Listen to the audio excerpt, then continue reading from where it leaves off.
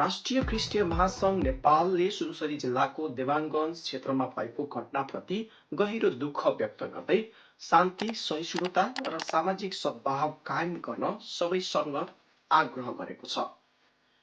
जय मसी, म अजय खड्का। तपाईँ यति बेला हेर्दै हुनुहुन्छ अगाप्य पोस्ट। महासङ्घले सोमबार एक विज्ञप्ति जारी गर्दै घटनामा ज्यान गुमाउने प्रति श्रद्धाञ्जली अर्पण गर्नुका साथै शोक सन्तप्त परिवारप्रति समवेदना व्यक्त गरेको हो। महासङ्घका अनुसार नेपालले संविधान मार्फत प्रत्येक नागरिकलाई धार्मिक स्वतन्त्रताको मौलिक अधिकार सुनिश्चित गरेको उल्लेख गर्दै धार्मिक स्वतन्त्रताको अर्थ कुनै पनि धर्म, समुदाय वा आस्थामाथि असहिष्णुता, दोष वा आक्रमण गर्नु नभएको स्पष्ट पारेको छ। विज्ञप्तिमा विविधता बीचको एकता, आपसी सम्मान र सह अस्तित्व नै नेपालको शक्ति भएको उल्लेख गरिएको छ।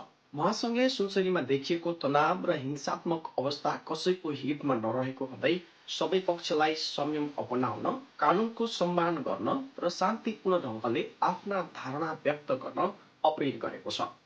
साथै राज्यका निकायहरूलाई संविधान र कानुनको निष्पक्ष कार्यान्वयन गर्दै नागरिकको जीवन, धार्मिक स्वतन्त्रता र सुरक्षाको प्रत्याभूति गर्न आग्रह गरिएको छ। विज्ञप्तिमा सुनसरीमा उत्पन्न परिस्थितिको शीघ्र समाधान होस् र समुदाय बीचको विश्वास तथा सद्भाव पुनर्स्थापित होस् भन्ने कामना गरिएको छ। महासङ्घले देश तथा विदेशमा रहेका सम्पूर्ण नेपाली क्रिस्चियन समुदायहरूलाई उक्त घटनाका विषयमा विशेष प्रार्थनामा सहभागी हुन समेत आग्रह गरेको छ।